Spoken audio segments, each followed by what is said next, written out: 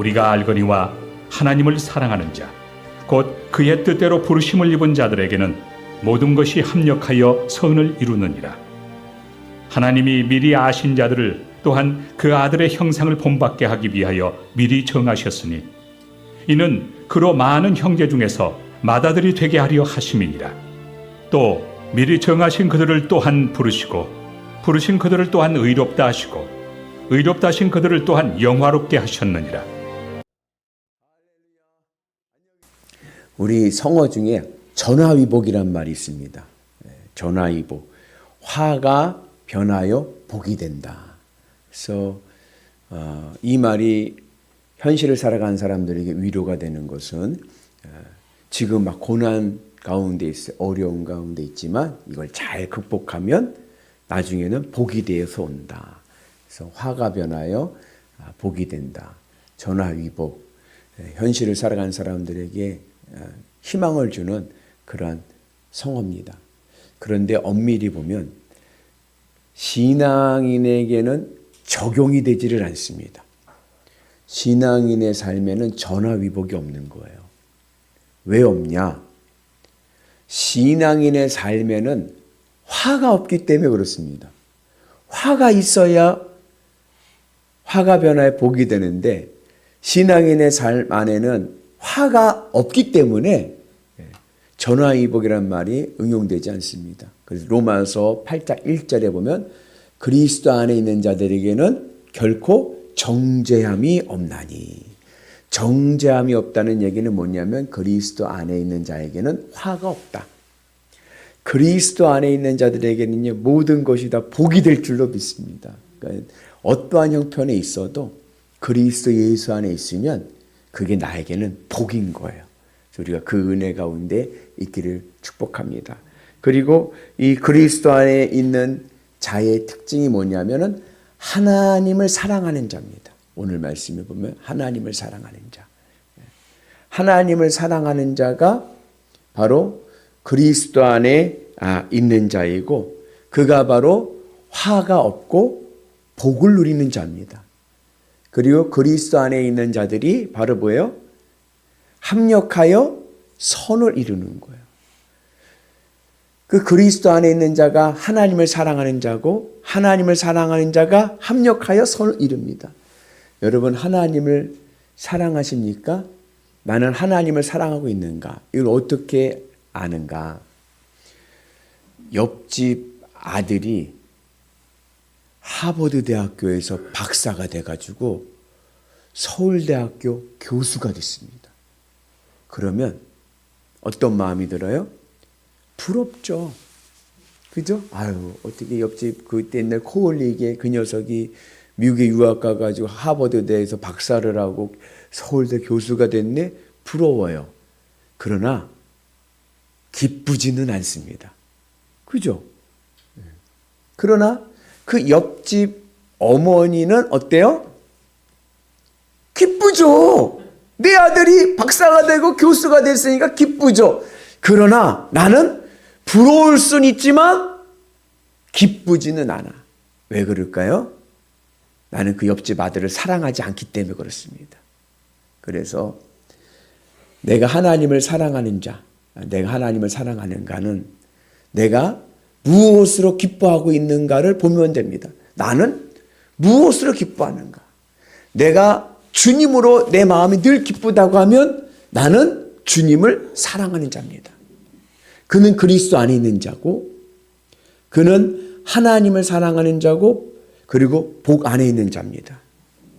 그런데 반대로 내가 돈으로 기쁘다.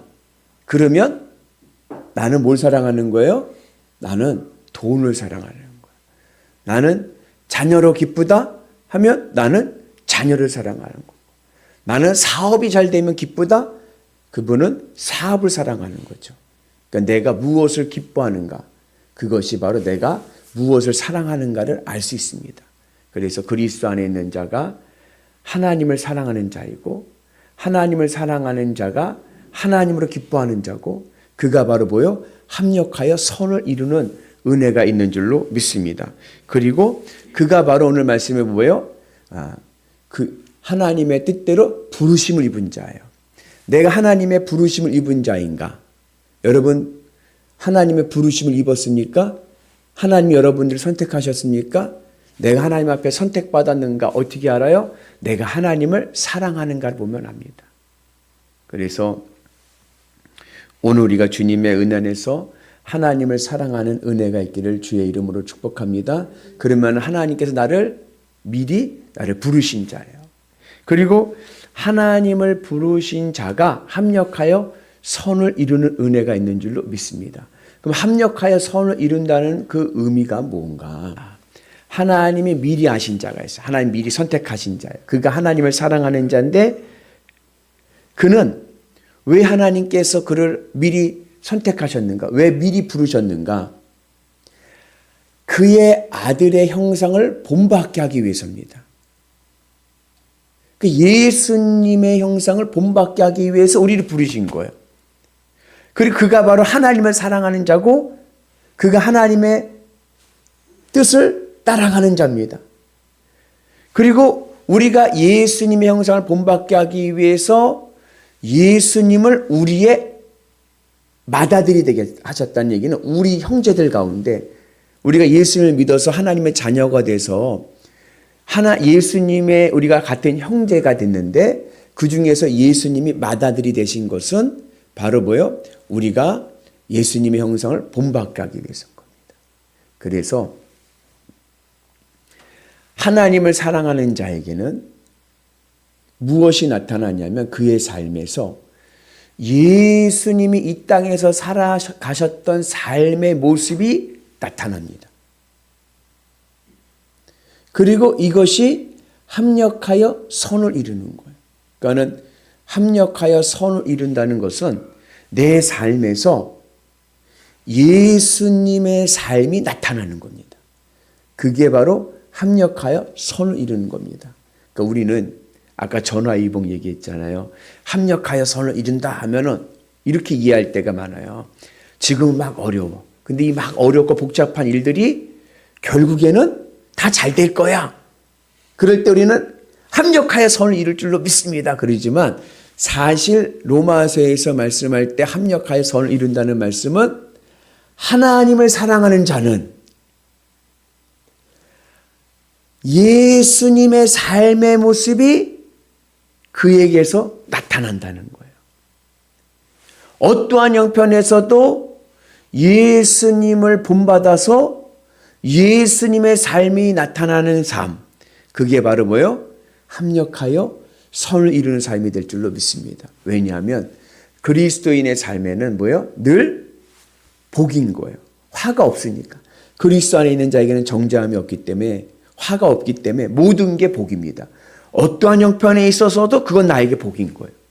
그 복을 누리는 자는 어느 곳에 있든지 예수님의 삶의 모습이 그를 통해 나타나는 은혜가 임하게 될 줄로 믿습니다. 그래서 하나님 내 삶 속에서 예수님이 나타나기 때문에 하나님의 뜻을 이루는 은혜가 있고 그것이 바로 우리의 삶 속에서 선이 될 줄로 믿습니다. 그래서 우리가 살아가는 모든 삶의 관심은 뭐냐? 오직 주님을 바라보고 주님의 은혜 안에 있는 줄로 믿습니다. 그래서 하나님을 사랑하는 자가 선택받은 자고 하나님의 선택받은 자는 그의 삶 속에서 예수님의 모습이 나타나서 하나님의 뜻을 이루어가고 그 하나님의 뜻을 이루어가는 삶이 바로 합력하여 선을 이루는 삶이 될 줄로 믿습니다. 그 삶이 의롭다 하시는 거예요. 그 삶이 우리의 삶을 복되고 행복하게 하실 줄로 믿습니다. 그 은혜로 오늘도 승리하셔서 합력하여 선을 이루시는 늘 내 삶 속에서 나의 형이 되시는 예수님의 삶이 나타나시는 위대한 성도들 되시기를 주님의 이름으로 축복합니다.